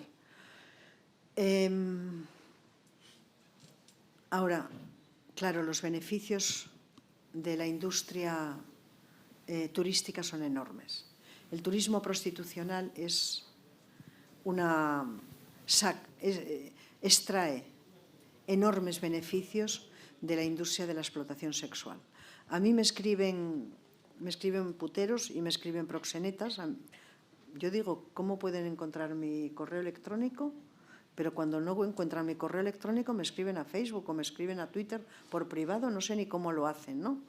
Bueno, además de insultarme muchísimas veces, que me insultan bastante, pero sobre todo me llaman ignorante por no comprender, ¿no?, lo que ellos comprenden muy bien. Bueno, hay una enorme resistencia. En Inglaterra, en Alemania, por 70 euros accedes a un burdel amplio y grande en el que te puedes tomar una cerveza, una salchicha y acostarte con varias mujeres. Yo lo que quiero, sobre todo, y perdona que esté aprovechando tu pregunta para contestar cosas que igual no me estabas preguntando, pero quiero que entendáis el carácter que se ha constituido en los últimos años de las mujeres que están en prostitución como mercancía. Y esto quiere decir que los hombres, los varones, los puteros, los que acuden a la prostitución, consumen serialmente. Ellos consumen mujeres igual que yo consumo libros, que esta semana me compro uno porque tiene un capítulo que me viene bien, la siguiente una novela porque tengo muchas ganas de leerla, del tercero un libro que acaba de salir. Ellos al principio van a clubs, a final de mes van a zonas de calle, que es mucho más barato. En Alemania ya hay voces extraordinariamente potentes dentro del Partido Socialdemócrata que quieren acabar con la regulación de la prostitución y quieren acercarse al modelo sueco, porque han visto que en muchos momentos la trata crece para abastecer la prostitución y la otra cosa que han visto es que no hay contratos, no hay mejores condiciones de vida. No sé exactamente. Me imagino que aquí será muchísimo peor que allí, es muy posible, no lo sé, ¿no?, las condiciones materiales, pero es el día entero el que están en el burdel. Es el día entero el que están aquí. El día entero, donde su deuda se multiplica, porque decir no es exponerse a una multa. Porque salir cuando no tienes que salir es ponerte una multa. Esto lo explica muy bien Amelia Tiganos en su libro La revuelta de las putas. Porque salirte de la fila es otra multa. Y porque has estado toda la noche con varios puteros y al final eres deficitaria a las 4 de la madrugada. Ahora, cambiando de registro, a mí me parece que este argumento es importante. Mirad, las regulacionistas y los regulacionistas, que no son tantos como creemos, por cierto, eran muchos más antes, tienen una perspectiva a la hora de analizar la prostitución muy individualista. Es decir, ellos lo que hacen es poner el foco en la mujer que está en prostitución y al poner el foco en la mujer que está en prostitución, lo que hacen es concederle lo que ellos denominan la agencia, que consiste en que esta es una forma de elección no radicalmente libre, porque sostienen que ninguna elección es radicalmente libre, sino que todas las elecciones son libres en medio de las dificultades que hay para poder elegir. Ese es el análisis que hacen. Es un cálculo. Es un cálculo racional de esto me conviene, dentro de lo que yo tengo, prefiero esto. Ahora, ¿qué es lo que ocurre? Que las feministas, y por eso lo somos, el feminismo es un pensamiento crítico, es una teoría crítica de la sociedad. Y los pensamientos críticos, la característica que tienen es que no ponen todo el peso en los hombros de los individuos, sino que ponen el peso en la estructura de poder que empuja a los individuos a tomar decisiones que muchas veces no quieren tomarlas.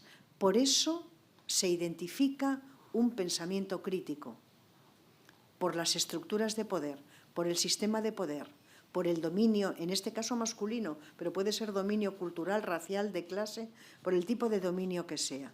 Eso es lo que hacemos nosotras. Independientemente de lo que quieran los proxenetas, independientemente de lo que digan media docena de mujeres que están en prostitución, independientemente de eso, la prostitución es una institución fundacional del patriarcado, es una estructura de poder que tiene como efecto explotación sexual y explotación económica. ¿Os podéis imaginar que vía consentimiento hubiese obreros que dijesen que están de acuerdo, que estaban de acuerdo en los años 50, en los años 40, el movimiento obrero, que estaban de acuerdo con la explotación que estaban sufriendo y por eso desaparece la legitimidad de la lucha obrera? Aquí es impensable. Es impensable. ¿Es pensable? No, es que… Y sin embargo, cuando se trata de esto, entonces sí es pensable. Hay veces que la palabra de las mujeres, bueno, hay veces no, la palabra de las mujeres nunca tiene valor. Esto lo explica muy bien Celia Amorós en el libro Salomón no era sabio. Lo explica muy bien con ese fragmento de la Biblia de Salomón y del niño cuando dice, bueno, pues si el niño dices tú que es tuyo y tú dices que es tuyo, está bien, lo partimos por la mitad. ¿Eso qué es? Eso es no conceder valor a las palabras de las mujeres. Y ese es uno de los problemas que tenemos las mujeres en los sistemas patriarcales. Lo que decimos no tiene valor y lo podemos comprobar una y otra vez en todos los ámbitos de nuestra vida. De pronto viene la prostitución y la palabra de las mujeres es la única que tiene valor. Bueno, permitidme que aplique la hermenéutica de la sospecha. O sea, no tiene valor nunca para nada y sí lo tiene para esto. Entonces, el análisis que hace el regulacionismo y el análisis que hace la perspectiva crítico-abolicionista, que es el abolicionismo, es un proyecto indudablemente civilizatorio. Pone el énfasis en lugares distintos. La obligación de las feministas es poner el énfasis en las estructuras de poder que obligan a las mujeres a estar en lugares en los que no quieren estar. No sé si te he contestado. Es verdad, perdona, que se me había olvidado contestarte aquella pregunta famosísima que se hizo Lenin, el qué hacer. Pues mira, primero, perseguir el proxenetismo y perseguirlo de verdad, mañana, tarde y noche. Segundo, sancionar a los puteros. Sobre ellos se asienta todo el sistema prostitucional. En tercer lugar, hacer políticas públicas de igualdad para las mujeres que están en prostitución y hacerlas con ellas. Esta idea del despotismo ilustrado, de todo para ellas, pero sin ellas, eso no funciona. Para que las mujeres puedan salir y se puedan reconstruir, tienen que sentirse sujetos de su propia historia. Y este es el lugar en el que pueden ser sujetos de su propia historia. De modo que, por supuesto, las políticas públicas de igualdad tienen que ser diseñadas, pero tienen que ser diseñadas contando con sus voces, contando con sus experiencias, indudablemente. Solución habitacional, cualificación profesional, formación cultural, terapia psicológica para ellas, terapia psicológica para hijos e hijas que están extraordinariamente… y lo que os digo, que están muy tocados, y lo que os digo, no cuesta tanto. No cuesta tanto comparado con el dinero que se gasta en otros sitios. El dinero que va a haber que gastar en elevar los túneles, ¿no? Seguramente que eso va a ser más dinero que lo que se gastaría en poder ofrecer un proyecto de vida mínimamente humano a las mujeres que están en prostitución. En cuarto lugar, y no menos importante, es imprescindible colocar en el corazón del currículum educativo la coeducación. Es importantísimo que nuestros niños y niñas sepan y tengan las herramientas para poder comprender en su propia vida lo que es la igualdad. Entonces, con esas 4 cosas no acabaríamos con la prostitución, eso ya lo sabemos, pero daríamos un golpe a la prostitución irreparable y al mismo tiempo proporcionaríamos elementos civilizatorios a esta vida que estamos viviendo.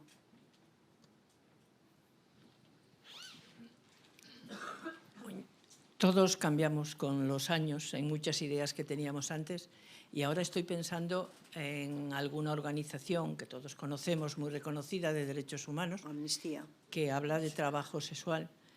Y yo estoy muy descolocada estoy muy descolocada porque es un tema que sigo sin entender.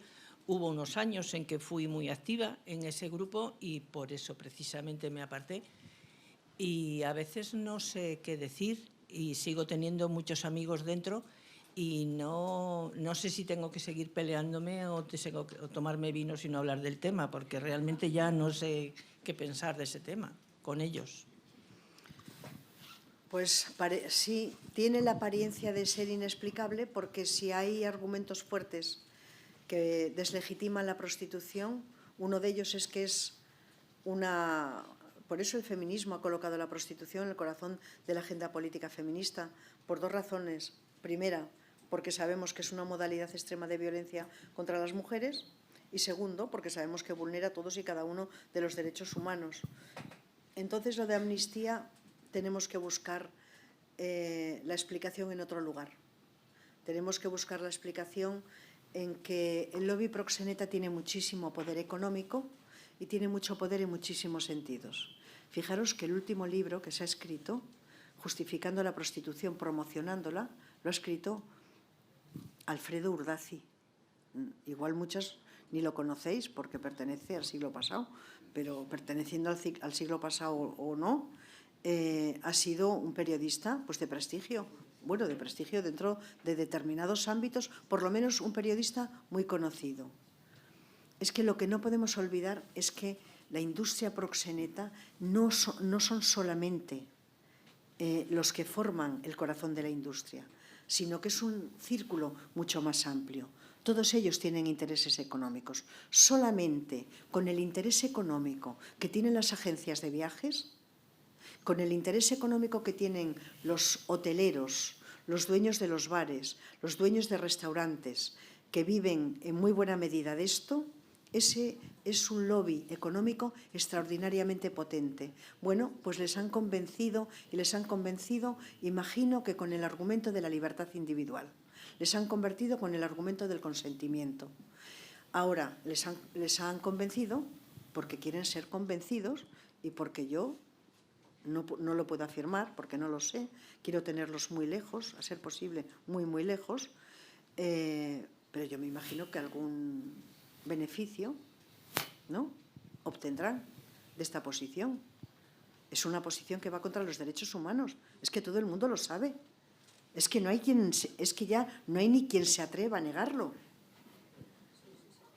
Entonces, el lobby proxeneta, como otros lobbies económicos y legales, tienen raíces muy profundas. Yo me pregunto qué sería de la industria inmobiliaria de la Costa del Sol sin el blanqueo de dinero de la prostitución. Si quitásemos todo el dinero que produce la prostitución y con ese dinero todas las cosas que se ha hecho, igual arreglábamos una parte de las costas españolas. Entonces, no hay argumentos éticos, hay argumentos de interés, del tipo que sea.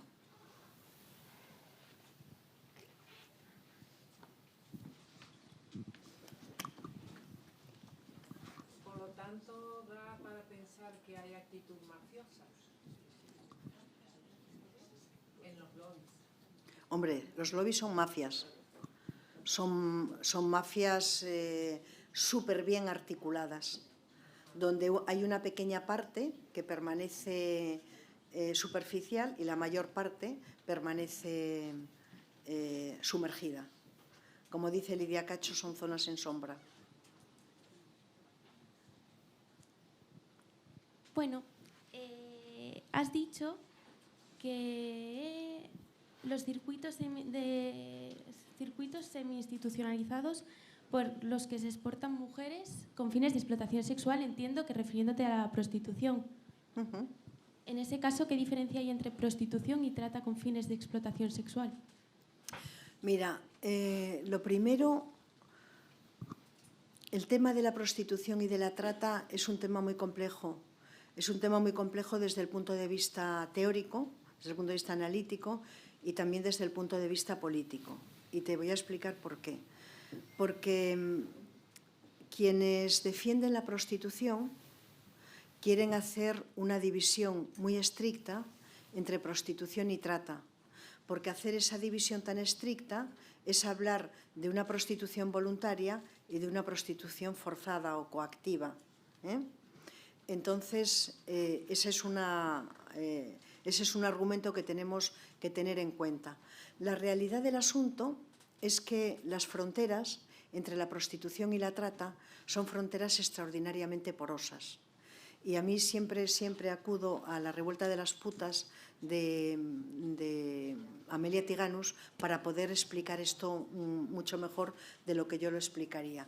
Mira, la trata entra en funcionamiento en aquel momento en el que la demanda es muy alta. Cuando la demanda es muy alta y la oferta es insuficiente, aparece la trata.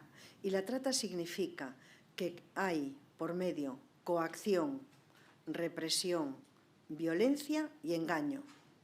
Lo que dice Amelia Tiganus es que a ella le expliquen que mujeres en prostitución no han sido engañadas. Por lo tanto, es muy difícil establecer una frontera entre lo que es prostitución y lo que es trata. Son dos realidades, son dos vasos comunicantes. Existe trata porque hay prostitución. Si la prostitución no existiese, no existiría la trata. Entonces, la trata es un fenómeno completamente funcional a las necesidades del mercado prostitucional. Muchas gracias, Rosa.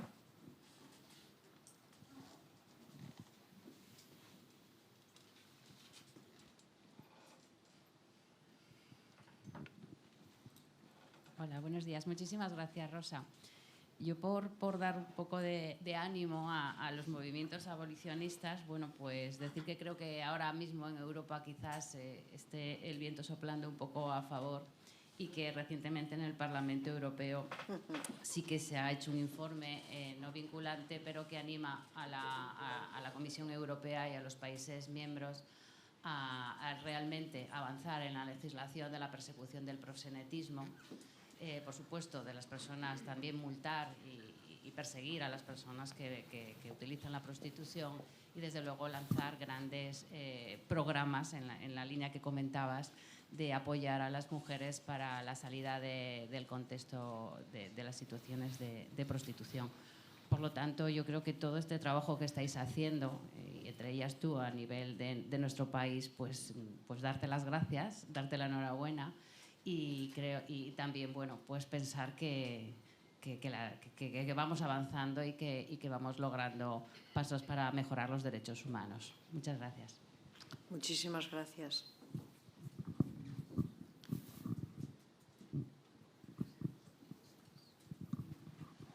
¿Alguien más quiere preguntar algo?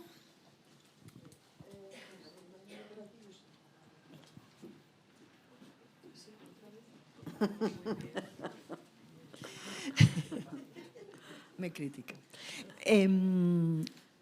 Hay dos grandes leyes, que es la sueca y mucho más moderna, la francesa. La francesa, tengo entendido que ha tratado de resolver algunas de las insuficiencias de la ley sueca.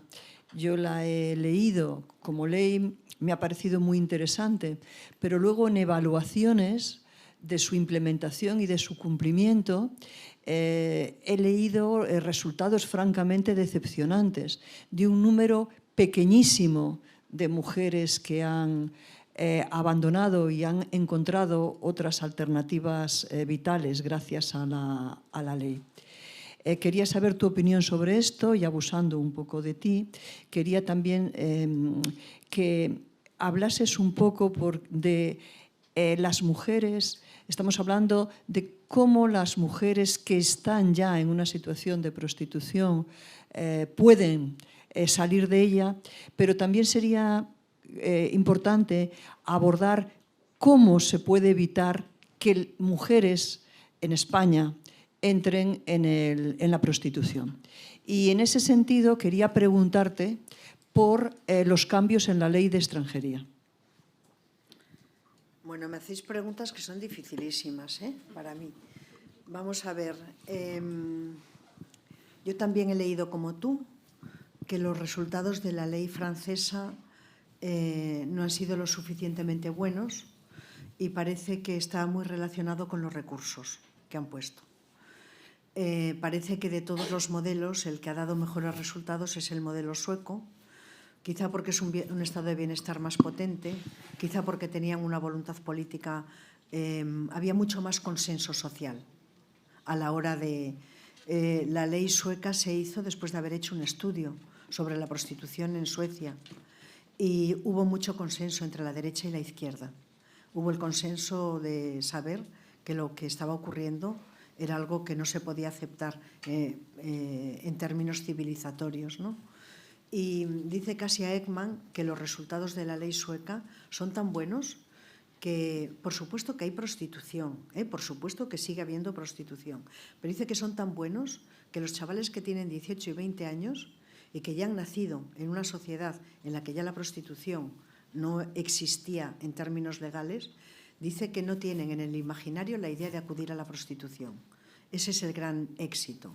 Ahora, dicho esto, decía Soledad Murillo que el lobby proxeneta está haciendo unos esfuerzos titánicos para que se vuelva a la regulación en Suecia. Están presionando muchísimo al poder político, están presionando muchísimo a determinadas asociaciones para que se permita la vuelta a una legislación que ellos consideran que la que hay es muy represiva con ellos y que, por lo tanto, se regulen determinados aspectos, ¿no? De los que hablará después Tasia, ¿no? Que son, por ejemplo, pues, todo lo que tiene que ver con la asistencia, iba a decir social, una ya sexual, que en realidad es una puerta de atrás para legalizar la prostitución, ¿no? Esto es la primera. Y la segunda, me has preguntado sobre...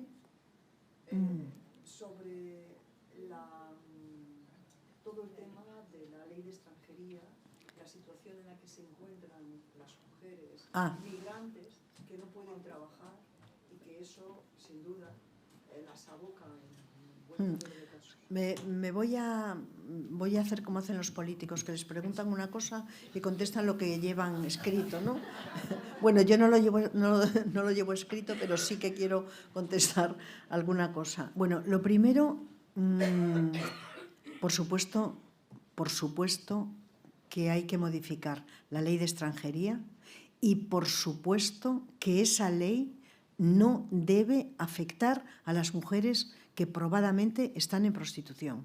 Eso a mí me parece que es de primero de abolicionismo. Ahora, dicho esto, a mí lo que me preocupa mucho es cómo hay un entramado ideológico y un entramado simbólico y un entramado material para crear eso que Sheila Jeffries denominaba una cultura de la prostitución.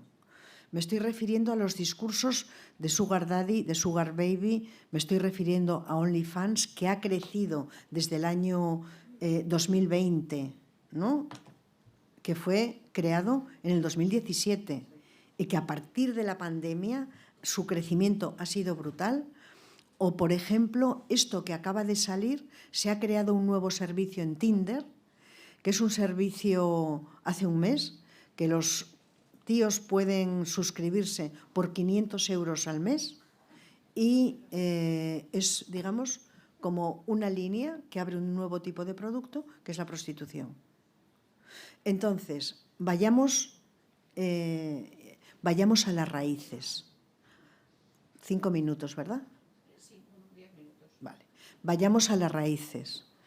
Las raíces son estas.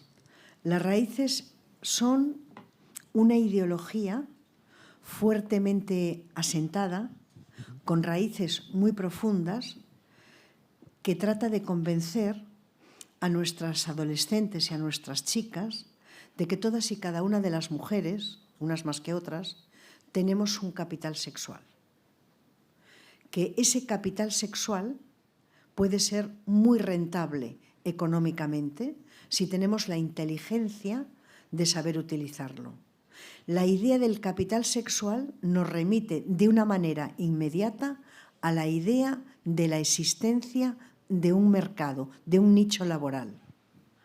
De modo que es esta idea de que puedes entrar en prostitución de una manera coyuntural para pagar 2 mensualidades del alquiler, que me imagino que en Santander está como en Madrid, que no se pueden pagar, ¿no? Para pagar la matrícula de la universidad, para comprarte una ropa porque tienes que ir a una boda porque se casa tu hermano, pongamos por caso. Es decir, está funcionando. Y yo esto no lo he leído, que bueno, que también, ¿no? Es que esto lo he visto con mi alumnado. Y esto lo vi con muchísima claridad durante el 20, el 21 y el 22. Lo he visto con una claridad extraordinaria, cómo hay un empuje ideológico de legitimación de lo que se podrían llamar formas suaves, que nunca lo son, de prostitución, que tienen como correlato que las chicas crean que existe un nicho laboral legítimo, legal, accesible para todas, que pueda rellenar un pequeño hueco económico que tienen. Y, sin embargo, entrar en la prostitución es facilísimo, pero salir es casi imposible. Esto es otra de las cosas que yo aprendí yendo a pisos, yendo a chalés, yendo a zonas de calle en las que hay prostitución. Entonces, no sé si con esto te he contestado, ¿no? Pero es importantísimo, importantísimo hacer políticas que estén dirigidas a la idea, que estén dirigidas a erosionar la idea de que las mujeres no somos objeto, porque la condición de posibilidad de ser una mercancía es ser un objeto. Y se está creando esta industria que no se vende como industria prostitucional, sino que se vende como una característica, como una cualidad que tenemos las mujeres que nos va a proporcionar muchos beneficios en el mercado laboral. Esta es la idea. Sin embargo, la realidad del asunto es que se quiere dotar de toda la legalidad y de toda la legitimidad un nicho laboral que se base en la mercantilización de los cuerpos de las mujeres en distintos niveles. Si me permitís solamente el último minuto, que no quiero abusar, que es que yo soy de las que abusan del tiempo siempre, no lo puedo evitar. Cuando yo hablé con Lidia y hablábamos de un título, yo hablé de... Porque a mí me lo preguntan siempre las chicas, las alumnas, me suelen preguntar, pero ¿yo cómo puedo explicar? Me dicen siempre las mismas frases. Es que yo me voy al bar y estoy con mis compañeros y estamos charlando y ellos están a favor de la prostitución y yo les digo que no está bien, pero nunca sé bien cómo contestar, ¿no? Entonces yo quería deciros 3 o 4 cosas en 2 minutos por las cuales tenemos que saber que la prostitución nunca podría ser considerada un trabajo como lo es cualquier otro trabajo. Bueno, el primer argumento que se utiliza es que la prostitución es un trabajo porque es una actividad por la que se cobra. Pues si es una actividad por la que se cobra, ¿cuál es el motivo por el que no vamos a decir que es trabajo? Y esto también me lo decía Amelia Tiganus, que sabe mucho, y yo de las que más aprendo ahora mismo de prostitución es de las mujeres supervivientes. Me explicaba cómo en Estados Unidos una forma de ganar algo de dinero es cuando se tira a los enanos para arriba. Y a los enanos que se tira para arriba, en espectáculos, pues esos enanos cobran dinero. Esta es una actividad por la que se obtienen beneficios. Tiene que ser trabajo, tirar enanos al aire. Cuanto más alto, más dinero va a cobrar ese enano. No, ¿no? Bueno, pues esta sería una razón. 2, la prostitución provoca muchos daños. Provoca daños que tienen que ver con la cabeza, daños psicológicos, muchos, pero también provoca daños físicos. Y yo, la experiencia que he tenido es que esos daños, la suma de unos y de otros, se convierten en daños que son bastante irreversibles. No estoy negando que haya mujeres que están en prostitución que puedan alcanzar una vida parecida a la que ellas querían. Pero lo que sí veo, lo que sí he visto y veo una y otra vez, es que el trauma está tan profundamente anclado que condiciona todos los actos y su manera de estar en el mundo. ¿Qué efectos tiene convertir a alguien en un objeto, en una mercancía, en una cosa? ¿Sabéis cuál es el efecto? La deshumanización. Solamente se deshumaniza a los que se estima que son inferiores. ¿Y sabéis por qué se les deshumaniza? Porque es la condición de posibilidad de poder ejercer violencia. La prostitución no es concebible sin la violencia. En tercer lugar, a mí me gusta mucho esto también, que es otro ejemplo que pone Amelia. No es lo mismo hacer un trabajo, no es lo mismo ejercer cualquier tipo de trabajo con tu cuerpo, como por ejemplo fregar, limpiar cristales, que hacer de tu cuerpo un lugar de trabajo. Y aquí pone un ejemplo, Amelia, que me gusta muchísimo, y ella explica, no es lo mismo limpiar con una fregona que ser tú misma la fregona. Esa es la diferencia que hay. Y por último, quiero citar a Rita Segato, con la que tengo muchísimas diferencias, pero dice algo, ella no estaba pensando en la prostitución cuando lo dijo, pero a mí me gusta mucho. Ella dice que hay una frontera que el capital no debe traspasar. Y yo digo que hay una frontera que ni el capital ni el sistema patriarcal debe traspasar. Y esa frontera es la frontera de tu cuerpo. Muchísimas gracias.